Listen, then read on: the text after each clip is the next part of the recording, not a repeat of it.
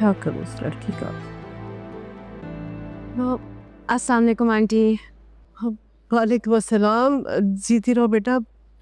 चच्ची वो इनाया घर आ गई है?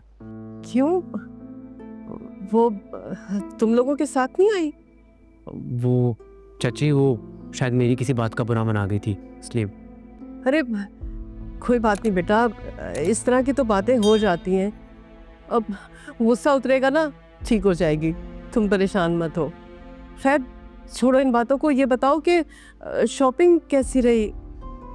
ठीक थी चाची, हो गई। अच्छा, अरे बेटा पहली बार आई हो मेरे घर, बैठो ना, बैठो। और मुझे ये बताओ तुम क्या खाओगी, क्या बनाऊं तुम्हारे लिए? नहीं नहीं आंटी, इसकी कोई ज़रूरत नहीं है। अरे ऐसे कैसे हो सकता है, हाँ पहली बार आई हो। चाय बनाऊं बेटा तुम्हारे लिए? क्या हुआ है, इस तरह से वापस कैसे आ गई अकेली तुम? बाकी सब कहाँ है? मुझे नहीं पता। तुम्हें नहीं पता तो किसे पता है? रूहान, नाम मत लेना उस शख्स का, मुझे नफरत है उस इंसान से। हर वक्त मिमिक्री करता रहता है उसे ना।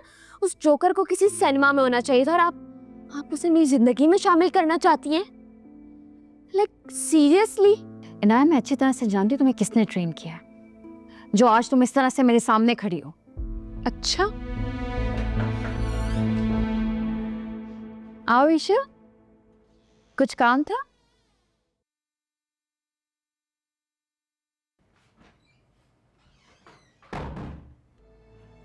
ईशा, कुछ चाहिए था, कुछ काम था, बता दिया होता। भाभी मुझे आपसे इनाया के बारे में एक बात करनी थी।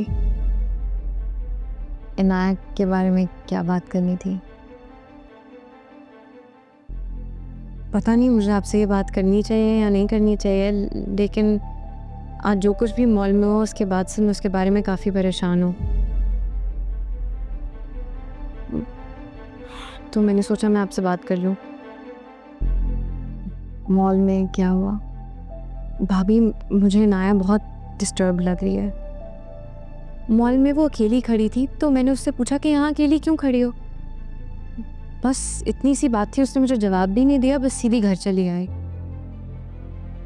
मुझे लगता है उसने ना अंकल की हेल्थ का बहुत स्ट्रेस ले लिया है, या शायद कोई और वजह परेशान हो रही है। ऐसे कोई बात नहीं है, वो थोड़ी जज्बाती है।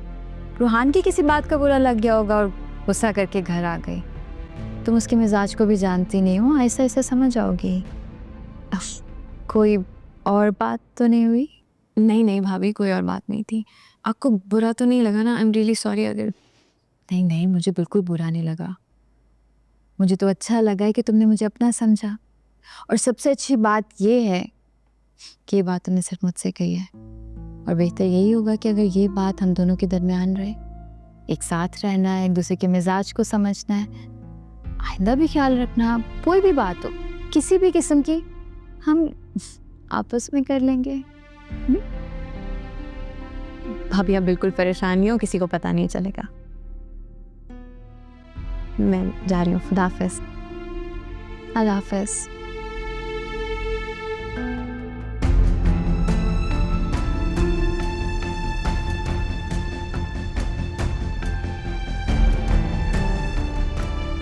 हाँ यार,